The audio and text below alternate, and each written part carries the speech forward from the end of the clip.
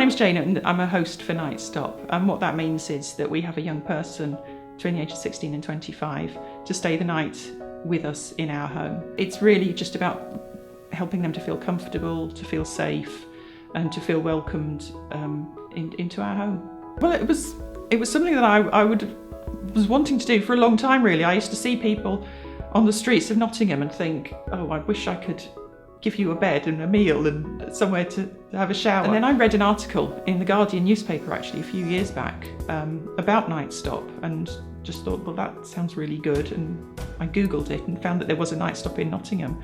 And so I applied to be involved. I think it's really important to say that many people we speak to think that bringing a young person into your home is quite a scary thing to do. Actually, the young person is much more scared than we are because they don't know what they're coming to. It's really quite difficult, if you think about it, to go into somebody else's house.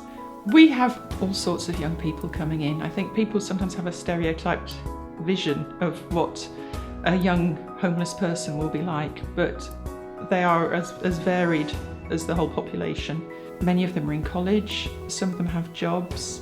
They are just very, very varied. There is no particular type of young person. There have been no awful stories. We've experienced no real problems.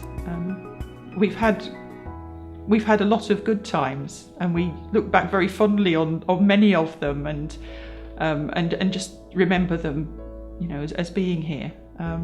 There are some daffodils out in the garden that one of the girls helped me plant last year, and I said, oh, next year when they come up, I'll remember you, and they're up this year, and I remember her every time we look at them actually.